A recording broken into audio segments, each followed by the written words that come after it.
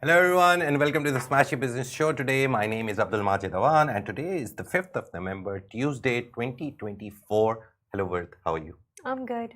How was your day? It just started. So you saw a lot of stories happening in the morning. We saw a lot of stories happening in the morning. Everything is happening. So let's just quickly get into it. First of all, let's touch a little upon something which is not related to the Middle East MENA region, but it is somewhat related to the MENA region. It affects the whole world, to be honest. And it's the US elections which are about to start. The polling and the whole process is going to start in 4 hours, 58 minutes, 39 seconds. So yeah, this is happening. A lot of updates are there about who is going to win, who is not going to win. This time it's been termed as a coin toss, that anyone can win. There is no favorites. It's not like the Bush time when Bush won for like 2 or 3 consecutive terms or anyone. But let's see, everyone is saying the swing states of Pennsylvania, Georgia and 3-4 big swing states which always affect the election. Trump and Kamala Harris both are trying to get those votes. They're in those states. They're trying their best to get the votes from those people. What do you think? How complicated is this US election? To be honest with you, I think that considering that Kamala Harris, she joined the race very late, her campaign, the campaign that she put together, it's absolutely insane. Have you seen the TikTok account that's called Kamala HQ? No. Basically, she has this TikTok account. It's called Kamala HQ. And the TikToks that she puts together, Majid, all of them, the music choices, the edits, they're almost like fan edits that like Gen Z use. She really is pulling, I believe, the votes of young people in America. So she's consulted the new media now. She's hired some Gen Zs, I guess, or the new media people.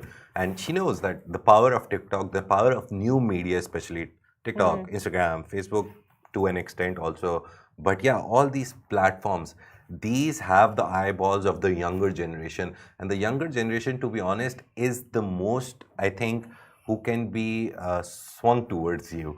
The older people in the US and across the world, they can be blinded, because the older people have this sense of self-established, like 50-year-olds or 40-year-olds, that we're Democrats or we're Republicans. And also the suspicion. Younger people, there's also suspicion there. They're not just going to immediately trust somebody because Kamala Harris, she's very charismatic. But winning their confidence, if any of the candidates can win their confidence, it's going to go long term. So if Trump wins someone's confidence in this election, the Republican Party sooner or later will reap the benefits. Democrats will reap the benefits of the other candidate. So it's always like not thinking about yourself only, using the new media to affect a generation to become either Democrats or Republicans. So media has that power. Conventional media always had this power, but now that has shifted towards the new media. I do agree with you. And you see, you being a Gen Z, a young person, quoting a TikTok account, not like saying, oh, I read it in Washington Post or the New York Times or this. You saying, no, I saw a TikTok account. Because TikTok is our main news outlet in a way. And because I keep up with all the trends, all the music, and I see like Kamala HQ on my For You page, when I look through the comment section, the surge of support that she's receiving from young people, it's absolutely insane. As a 30-plus-year-old, they're all saying we don't care, like we want her to win. She's so funny. And that's why I truly believe Kamala Harris is the biggest farce to ever exist in American history. Because how is it that a person has just walked in and simply with a smile, they have convinced so many people? Because her background is very suspicious. 7-day campaign, just that. Everyone, Biden, before he walked out of the race, he was going to all the speeches, all the debates and everything. He was being touted that, he is going against Trump. But then she came in, and in just 3 months, nearly more than a little 3 months, she's made it a brilliant 50-50 race. So good marketing team. By the way, Obama has backed her. All these candidates, I saw this speech where, because a lot of people are saying that they want Trump to win because Trump, he's going to increase Bitcoin. They're also saying that the value of the dollar, it's going to be stronger with Trump. Basically, he wants stronger tariffs. So, for example, if I want to do as a Middle Eastern business, I want to enter the US market, there'll be a lot of tariffs. So that makes dollar a very significant, strong currency because more tariffs means I'll pay more money to enter the US market. Apart from that, a lot of people will start buying dollars because it will become a stronger currency. So the supply demand gap, that will, the supply demand function will come into play. So people putting their money into dollar, the dollar will go out of the market, hence the dollar price will increase. So yeah, it's a little technically financially complicated that Trump winning is good apparently for businesses, and a lot of people who've been looking at the opinion polls. Opinion polls are a very big thing in US elections. Sometimes they rarely make a difference, but everyone loves opinion polls in the US that oh, this guy is winning or that guy is winning or this woman this time is winning. So yeah, those opinion polls have somehow pushed it towards Trump. But we saw in the recently concluded FII, the Future Initiative Investment Conference in Saudi Arabia last week, that a lot of people who were there, they're the big giants of Wall Street, they're the big giants of the business world. Some of them actually said that, oh, there is a slight chance that Trump may win. So throughout October, this last month, the idea was that Trump has an upper edge. He has like a 51% chance, not even if 70 or 30. He does. But you know what's so interesting? It's there are a lot of people who want Trump to win because obviously he's going to increase the value of the dollar. Yeah. But I saw this speech in one of Kamala Harris's rallies where Obama was saying that a lot of people say that Trump's economy was so good, and then Obama goes like, "Well, I built that economy."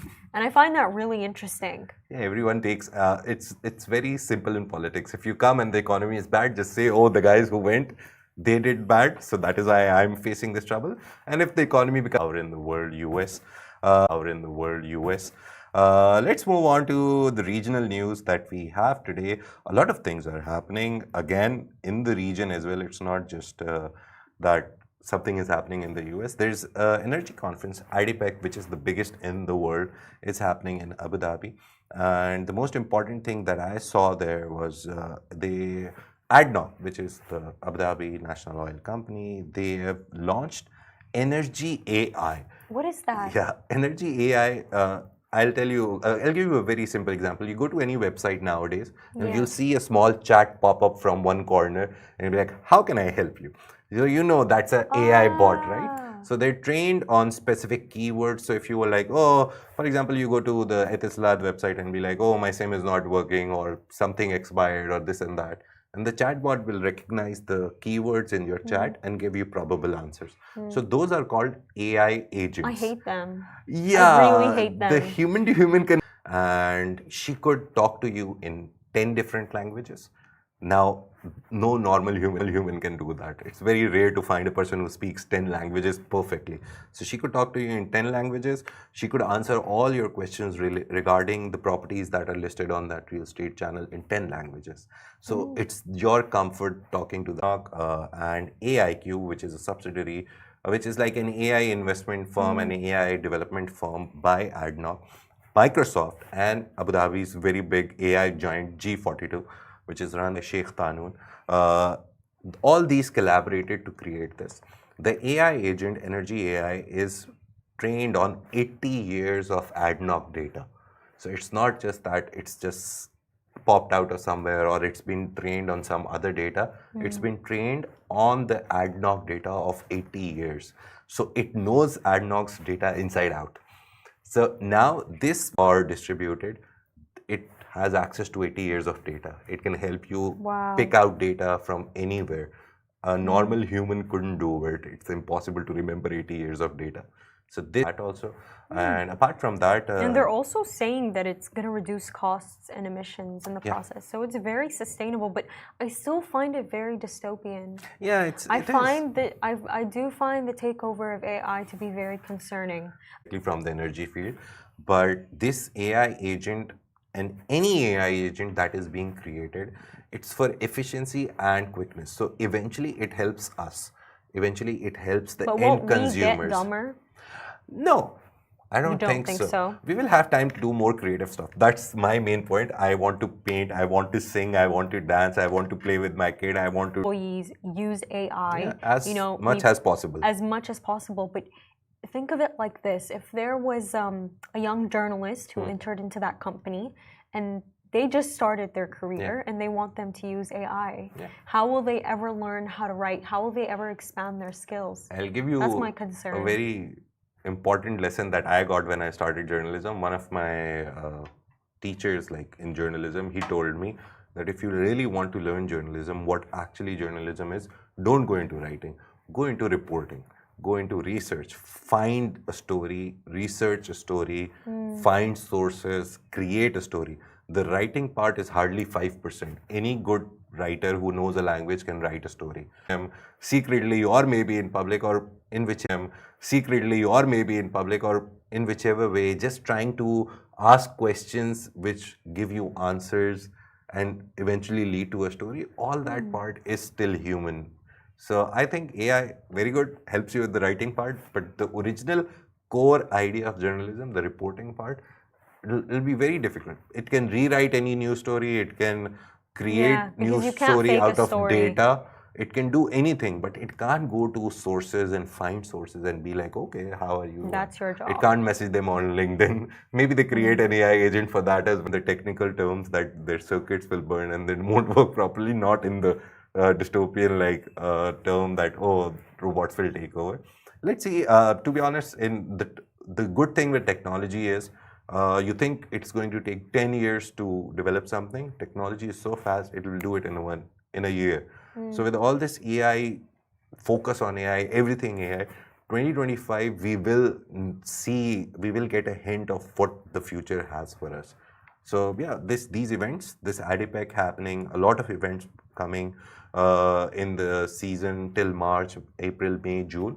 We will see a lot of focus on AI. Every event, even to be honest, Beauty Middle East had some kind of AI innovations which happened recently. Some of the hair cutting things, or I just saw some pictures and videos of the event. So even the beauty industry is incorporating AI to CEO. Love brainstorming. Sometimes every writer gets a block. So AI is there to help you, converse with you, give you more ideas which you're not thinking. So everyone has use for AI. That's the main point. So AI agent, this Energy AI is mainly to help find more oil or easy the process. One more important thing was it will help ADNOC make projections for the upcoming years. So ADNOC drills, they take out, for example, 100 units. It will help them on the basis of their data, that 80-year historical data, help them find out how much oil they need to dig out for the next year. So predictions will become 90% more accurate. Firstly, it was like a combination of a lot of softwares, in-house softwares. That'll help them budget better too. Yeah. So eventually, when you budget better, when you have 90% better prediction rate, obviously it leads to sustainability. You won't drill in a place where you think there is no oil. So eventually, sustainability. So everything is connected to an extent. Let's see how and when this is launched. Our next story is very exciting. Yeah. Let's move on to the next story. Butter story. It's a funny story. When I read it, I was like, okay, this also happens in the world of trade. It's quite an unusual story. Russia is facing a shortage of butter, and a lot of thefts are happening in supermarkets, and people are not stealing other stuff, they're just stealing butter. So the butter prices went up nearly 26% in the last quarter or last half year. Because again, Russia relies a lot on the import of butter. So they import it from Latin America, they import it from a lot of regions. But now, because of the war happening with Ukraine, they have a lot of sanctions. So butter is not coming in, and people want butter for their morning bread, for everything or their cooking. And Belarus, which is one of the allies of Russia in this whole scenario, they have upscaled their production and their delivery to Russia. But still, there is a shortage of butter. So people are stealing butter from the supermarkets. Good thing is UAE jumped in. Yeah, so, UAE and Turkey. Yeah, so UAE came to the front. Russia is importing butter from the UAE. We have a lot of local brands which produce butter. We have a lot of regional brands which produce butter. So it's like even if we're not producing it enough, nearly 90 metric tons was imported since October 18. So it started in October 18. Now 90 metric tons have been exported to Russia, and the prices are a little bit coming down. Turkey has also started exporting. So, how do you think? What if there is no butter in the market tomorrow? What will you do? My Do you eggs like won't butter? taste. I love butter. Yeah, right. I think butter makes I eggs guess taste it's wonderful. one of the staples of breakfast. If you're not putting Staple it of on everything. yeah, staple of everything, to be honest. But yeah, Pakistanis, the Asians, they also love butter because they derive this ghee from butter, this concoction, which is really tasty. To be honest, I love ghee butter. So yeah, they take it out of butter. So for them, it's also important. So everyone has some use of butter. Yeah, and the story over here, Yeah. it's the story in itself. It's very impactful because we're seeing that Russia, it's looking to make alternative trade relationships, especially in the Middle East. Yeah. And I think this is really emphasizing the region's impact, the UAE's impact. I remember we did a story about UAE's biggest exports, whatever, and the top of the list was perfumes. So I was like, okay, that's a good sign. That's great. We're exporting perfumes, but now I guess with this much demand, Russia is a big country, a lot of people there. So with this big demand, most probably butter will be the top in this quarter at least. Yeah. So yeah, this is happening. The decline in butter imports is causing problems for Russia. Turkey and UAE have jumped in. The good part is that UAE and Turkey have had trade relations with Russia always, but now they're opening new frontiers. Most probably there will be a scarcity of other things as well. So trade will start on those entities as well. And it also shows, to be honest, a very good, how should I phrase it? A very good stance from Russia that even with the sanctions, they have found alternatives here and there. Yeah. So, yeah, I think they're trying to make a point that sanctions work, but not that much. So, you always have someone who will provide you someone. The global trade is very big. It's not just limited to some countries. Everyone. Isn't it interesting how they chose the UAE specifically? Yeah, UAE, the very, very, very, very good part I love about UAE, politics and trade are separate. Yeah. Yeah, we don't mix them. It's two different entities. It's two different industries. It's two different things. Trade-wise, they will do trade with everyone because again, trade is important for a country to become successful monetarily, and that means your people will be happy because there will be no inflation. I remember recently India stopped their exports of rice because Indian market already had a lot of demand for it. So they stopped exporting rice. I remember. So I went to the supermarkets and the rice brand that I buy was not on the shelf, and there was an alternative. So the good part was there was an alternative, and the bad part was that I couldn't get the rice which I wanted. But the other alternative was good enough, and the price difference wasn't big. It was nearly the same price. So UAE has this very good idea that even if we, like 90% of our food is exported from other countries, a lot of stuff. And again, you have 200 nationalities, everyone has a different flavor. For example, Pakistanis, we love our shan masalas.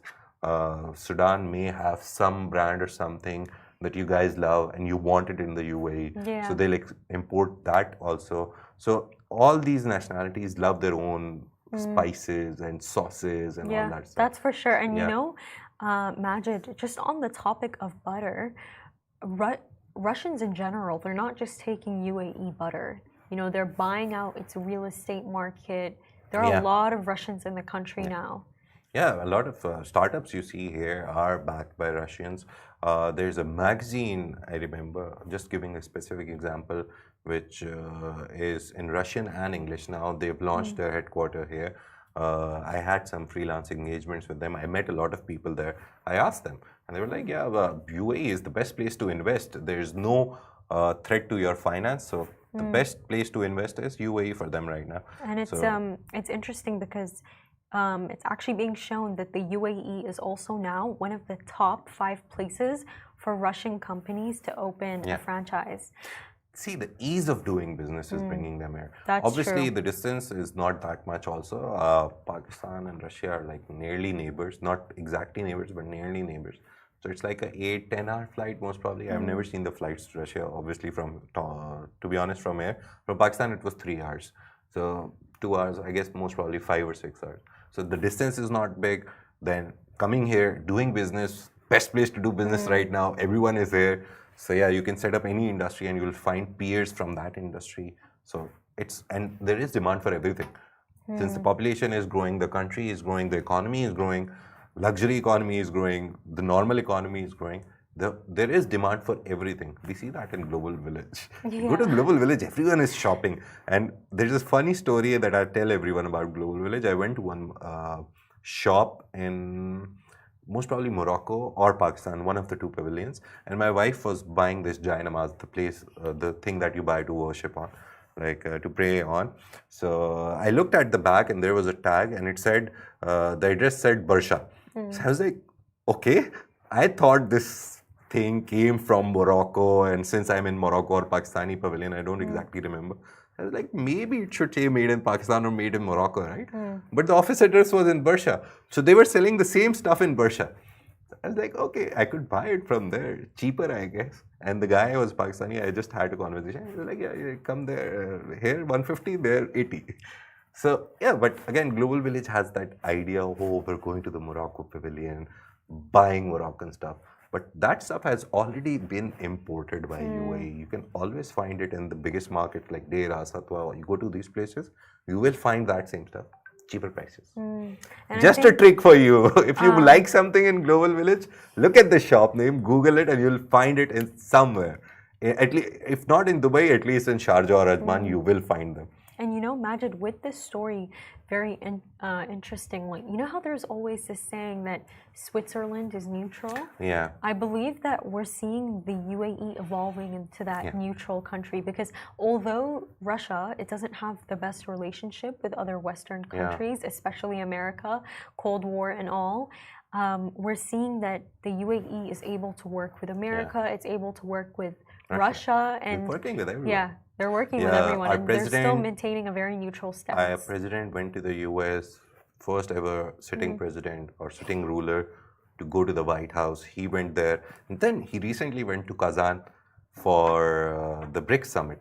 So it shows that obviously he would love, obviously they have a very good stance on Palestine. They're always talking about that Israel should stop its atrocities in Palestine, in Lebanon as well. So they have a stance, but it's a very clear-cut, very right, humanity-based stance. So that's the good part Very about diplomatic. It's not, I won't call it diplomatic. I would call it very like enshrined in the idea of humanity. Wherever they see that something wrong is happening, at a human level, not at a political level, not at a domestic level, or not even at a diplomatic level. At a human level, they would go in and say that, okay, shouldn't happen. So very good stance on Israel they have. A lot of fundings are happening for Lebanon. They just finished millions of dollars in funding was collected, and now it's been sent. Palestine, we've already seen they've established everything possible, clean water plants, mobile ambulances, what not. They have contributed so much to the Palestinian cause. So yeah, this is happening. Let's move on to the next story. And they have signed a $1 billion investment fund agreement. Yeah, and the basic idea is very simple. The companies from Hong Kong and the Greater Bay Area, they will come and do business in Saudi Arabia. The fund will help them establish something, some kinds of subsidies, some kind of support. So basically Saudi Arabia, again, we talked about this, and after FII, they've opened the doors and they're saying, come and invest here in our country. We are now like resisting or like stepping back a little our investments into the world. Come and invest in us. Come and invest in our infrastructure or in our real estate or in anything that you've deemed right. Come and invest in Saudi Arabia. So that's a good stance that we saw coming out of FII. And this move also shows that Hong Kong companies, Saudi Arabia, PIF will help them come and establish businesses in Saudi Arabia, their offices, their regional headquarters, their trade businesses, whatever they want to do.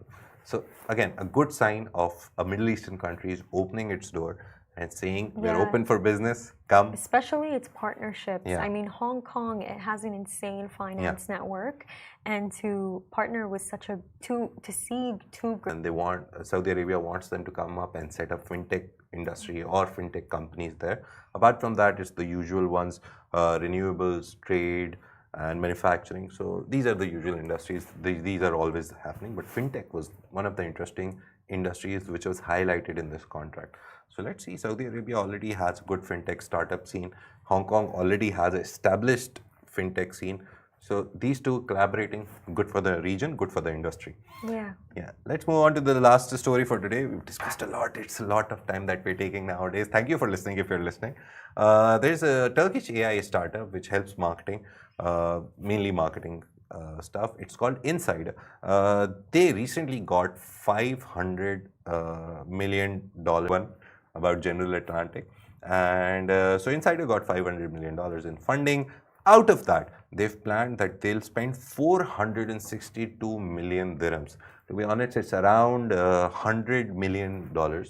They will invest that in expanding to the UAE. So they're already working with some of the brands in the region. Air Arabia, I read one of the names. So now they're trying to establish their presence in the UAE, and then after they set up in UAE, they will target the broader Middle East. So globally, they're working with Toyota, working with L'Oreal. I remember they're working with 4 or 5 Walt Disney. They're working with, so they're helping them use data for their marketing analytics and all that campaign management.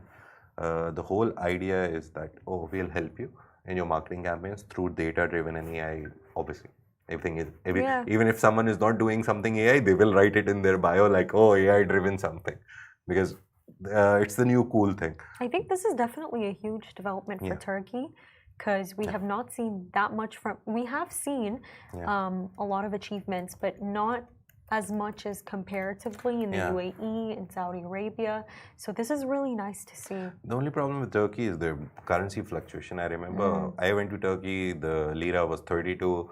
I came back after 6 months. So if you go to Turkey, you'll find even my earrings right now. Oh, like for example, what's it called? These earrings, they're a replica of the Bottega earrings, but they didn't just copy them. They actually added like marble to them, like a completely new design. I didn't even find this here. So yeah, it's a whole industry. I would say it's a successful one though. Yeah. Because they don't just copy, they also add their own twist to it. They have to if they want to export it to some other countries and not get caught like for copyright infringements or all the other cases. It's my dream to visit Turkey one day. Turkey is a very good place. It's so beautiful. Beautiful mosques, beautiful weather. If you're going, just come a person who went to Turkey and loved it.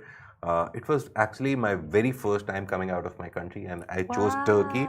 And I went there and I was like, if I ever have to, if there's only one place I can go to anytime in my life, I'll go to Turkey. It's such a nice place. Always go after Ramadan 1 and go around July, August time.